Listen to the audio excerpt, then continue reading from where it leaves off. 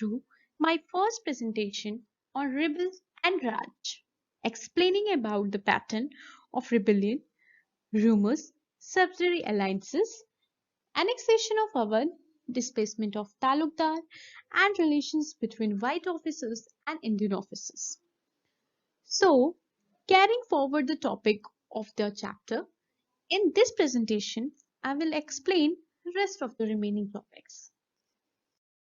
What did the rebels want? As victors, the British reconstruct their own ideas, trials, and tribulations as well as their heroisms, and they dismiss the rebels as a bunch of ungratefuls and barbaric people. The repression of rebels also meant silencing the voice of the rebel, beside most of the rebels were ordinary sepoy. They were not literate, obviously, not leaving behind any rediary stories.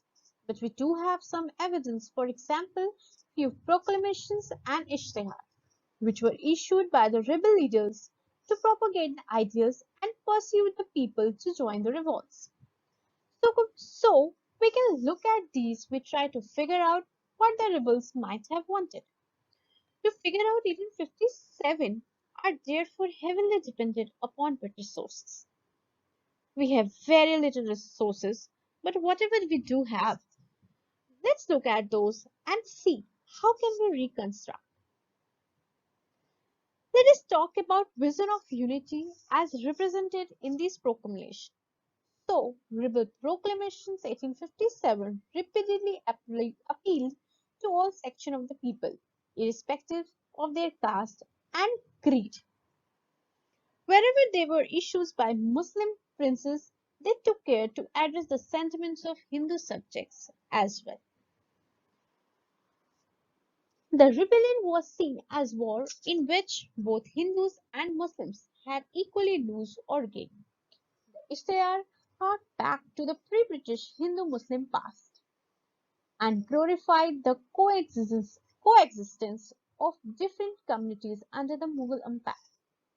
The proclamation that was issued under the name of Bahadur Shah appealed to the people to join the fight under the standard of both Muhammad and Mahabir.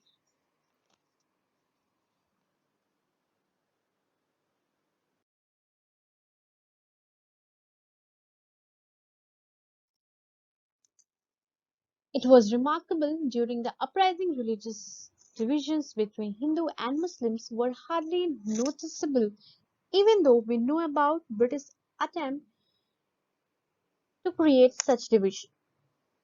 For example, in Bareilly in western Uttar Pradesh in December 1857, the British spent Rs 50,000 to incite the Hindu populations against the Muslims, but the attempt failed. These proclamations also talk about the symbols of oppressions. So let's see what these were. First, they condemned the British for the annexation they had carried out, the treaties they had broken.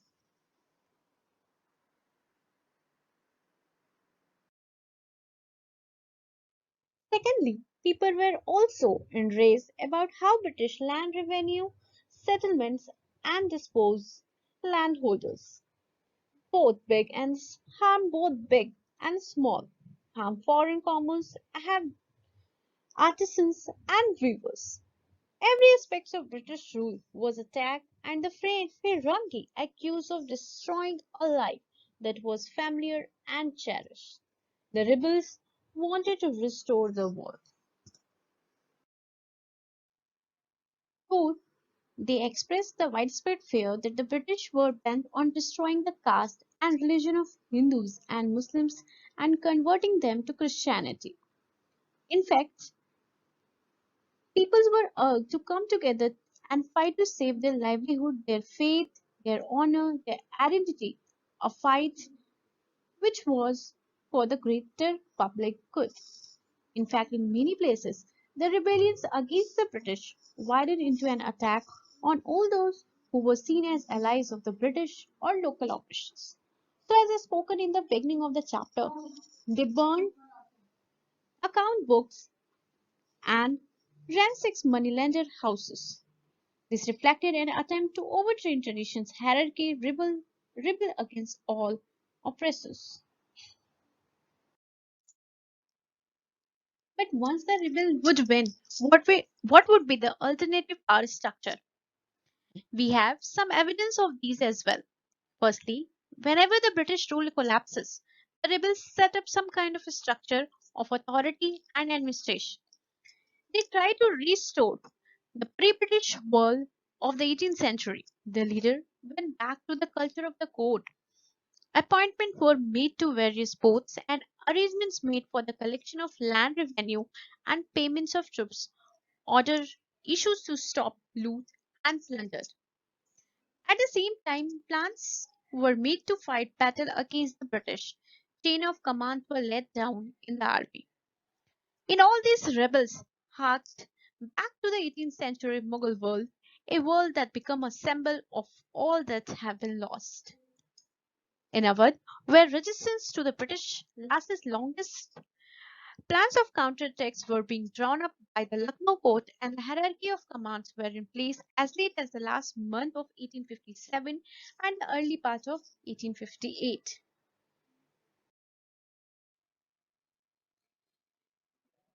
We all know the outcome of 1857. The Indian sepoy and Indian rebels were defeated, and then the company started on this whole project of repression.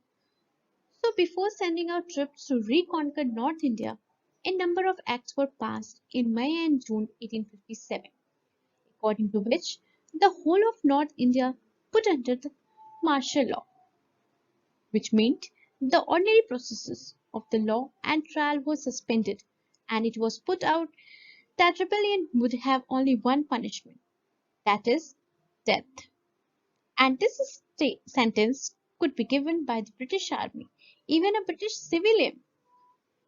Armed with this newly enacted special law and the enforcements brought in Britain, the British began the task of suppressing the revolt. They, like the rebels, recognized the symbolic value of Delhi. They, they mounted two pronged attack. One force moved from Calcutta into North India and other from Punjab, which was largely peaceful. The fighting and the losses on both sides were heavy. One reason for this was the fact that rebels from all over North India had come to Delhi to defend the capital. The forces had to reconquer the area village by village. As soon as they began the counter-insurgency operation, the British realized that they were not dealing with a mere mutiny, but an uprising that had huge popular support. In Awadh, the British officers estimated that 3 by 4 of the adult male population was in rebellion. The area was brought under control only in March 1858. The British used military power on gigantic scale. A large part of present-day Uttar Pradesh, where big landholders and peasants had offered united resistance. The British tried to break up the unity by promising to give back to the big landholders their estates if they were loyal to them. We have another very important source of study and understanding the revolt of 1857, and that is visual images, paintings, and sketches from the time. From rebel point of view, we have very few resources, but we have plenty of official accounts. We have colonial administrators and military men living men left behind their versions in letters and diaries, autobiographies, and official histories. These tell us about the fears and anxieties of officers and their perceptions of the rebels. The story of the revolt that were published in British newspapers and magazines narrated in gory detail the violence of the mutineers. And this story inflamed public feelings and provoked demands of retributions and revenge. As I mentioned earlier, the pictorial images produced by the British and Indians, painting, pencil drawings, etchings, posters, cartoons, bazaar prints, They all become source of studying that period. So let's look at some of the British visual elements. So first we'll look at the relief of Lucknow, which was painted by Thomas Jones Barker in an 1859. This is an example of celebrating the survivors and protectors of the British rule in India. Henry Lawrence, the Commissioner of Lucknow, collected the Christian population and took refuge in the heavily fortified residency. Lawrence was killed, but the Residency continued to defend it under the command of Colonel English. On 25 September, James Outram and Henry Havelock arrived, through the rebel forces and reinforces the British garrison. There was another category of painting which represented the English woman and the owner of Britain, which is known as In Memoriam, which was painted by the Joseph Newell Paton 2 years after the mutiny. We can see English women and children huddled in a circle, looking helpless and innocent, seemingly waiting for inevitable dishonor, violence, and death. In Memoriam does not show gory violence, it only suggests it. Among the women, we have another category where women are shown as heroic and protecting themselves. So here we have Miss Wheeler, who stands firmly in the center of paintings and defending her honor, single-handedly killing the attacking rebel. In one of the cartoons published in the pages of Punch, a British journal of comic satire, Canning is shown as a looming father figure, with his protective hand over the head of a sepoy who still holds an unshelled sword in one hand and a dagger in another, both dripping with blood. We know come to the nationalist imageries, not too many, most of them released from 20th century. A whole world of nationalist imagination was woven around the revolt 1857. It was celebrated as the first war of independence in which all the section of people of India came together to fight against imperial rule. Art and literature, as much as the writing of history, have helped in keeping alive the memory of 1857. The leader of the revolts were presented as a heroic figures leading the country into battle, rousing the people to righteous indignation against the oppressive imperial rule. Heroic poems were written about these leaders, particularly about Jhansi Ki Rani, where she is shown sword in one hand and the reins of her horse in the other, and she fights for the freedom of her motherland. And all of you, some point of time of your childhood, you would have studied Subhadra Kumari Chauhan, Khoob Ladi Mardani wo to Jhansi wali Rani. So, like a man she fought, she was the Rani of Jhansi. So there were also a masculinization of the nationalist movement, where women leaders were also shown with masculine qualities. This brings us to the end of the chapter.